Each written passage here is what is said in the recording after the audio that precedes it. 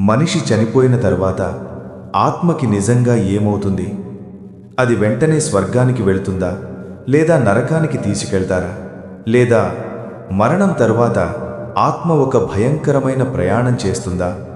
పురాణాల ప్రకారం ఈ విషయం గురించి ఒక భయంకరమైన నిజం ఉంది. ఆ నిజాన్ని గరుడ పురాణం చాలా స్పష్టంగా చెప్పింది. ఈరోజు మరణం తరువాత ఆత్మకి నిజంగా ఏమవుతుందో తెలుసుకుందాం. కాబట్టి ఈ వీడియోని చివరి వరకు చూడండి. గరుడ పురాణం ప్రకారం మనిషి మరణం అంటే కేవలం శరీరం ఆగిపోవడం మాత్రమే కాదు, అది ఒక కొత్త ప్రయాణానికి ప్రారంభం. మనిషి చివరి శ్వాస తీసుకునే క్షణంలో ఆత్మ నెమ్మదిగా శరీరాన్ని విడిచిపెడుతుంది. ఆ సమయంలో ఆత్మకి తన కుటుంబ సభ్యులు, తన చుట్టూ ఉన్నవాళ్ళు అందరూ కనిపిస్తారు. వాళ్ళు ఏడుస్తూ ఉంటారు. కానీ ఆశ్చర్యకరమైన విషయం ఏమిటంటే ఆత్మ వాళ్ల దగ్గరే ఉన్నా వాళ్ళు ఆ ఆత్మను చూడలేరు. ఆత్మ మాట్లాడావని ప్రయత్నించినా ఒక్క మాట కూడా బయటకు రాదు. మరణం తర్వాత కొంతసేపు ఆత్మ తన శరీరానికి దగ్గరగా ఉంటుంది. తన జీవితాన్ని గుర్తు చేసుకుంటుంది.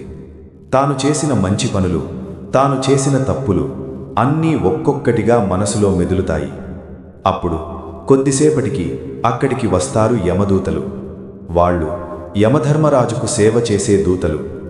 గరుడ పురాణం ప్రకారం వాళ్ల రూపం చాలా భయంకరంగా ఉంటుంది. వాళ్ల కళ్ళు అగ్నిలా ఎర్రగా మెరిసిపోతాయి. వాళ్ళు కనిపించిన క్షణంలోనే ఆత్మకి భయం మొదలవుతుంది. ఆ తర్వాత ఆత్మ యొక్క నిజమైన ప్రయాణం ప్రారంభమవుతుంది. యమదూతలు ఆ ఆత్మను ఒక దీర్ఘమైన మార్గంలో తీసుకెళ్తారు. అది సాధారణ మార్గం కాదు, అది యమలోకానికి వెళ్లే మార్గం. గరుడ పురాణం ప్రకారం ఈ ప్రయాణం సాధారణంగా 13 రోజుల పాటు కొనసాగుతుంది. ఈ సమయంలో ఆత్మ చాలా బాధను అనుభవిస్తుంది. ఆత్మకి ఆకలి వేస్తుంది, దాహం వేస్తుంది, కానీ తినడానికి లేదా తాగడానికి ఏమీ ఉండదు. అందుకే మన సంప్రదాయాల్లో మరణం తరువాత 13 రోజుల క్రియలు చేస్తారు. ఆ క్రియలు ఆ ఆత్మ ప్రయాణానికి సహాయం చేస్తాయని పురాణాలు చెబుతున్నాయి. ఇలా 13 రోజుల తరువాత ఆత్మ చివరికి ఒక మహాలోకానికి చేరుతుంది. అదే యమలోకం. యమలోకం అనేది న్యాయం జరిగే లోకం. అక్కడి రాజు యమధర్మరాజు. ఆయన ముందు ప్రతి ఆత్మను తీసుకువస్తారు.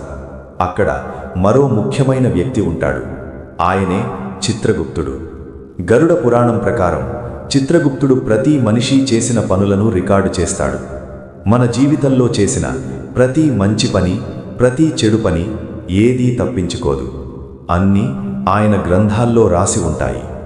ఆ తర్వాత యమధర్మరాజు ఒక తీర్పు చెబుతాడు. ఆ తీర్పు ఆధారంగా ఆ ఆత్మకి స్వర్గం దక్కుతుందా లేదా నరకం దక్కుతుందా అనేది నిర్ణయించబడుతుంది. కానీ అక్కడితో కథ ముగియదు.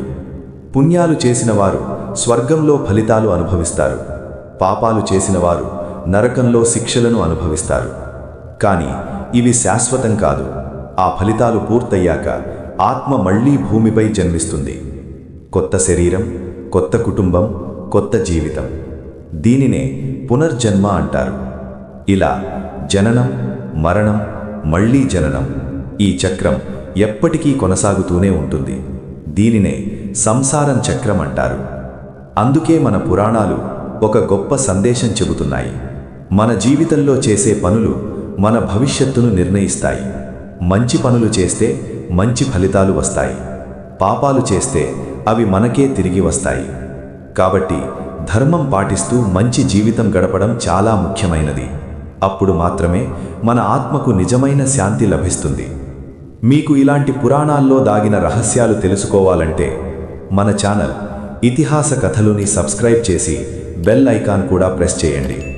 ఇలాంటి ఆసక్తికరమైన హిందూ పురాణ కథలు మీకోసం తీసుకువస్తాను.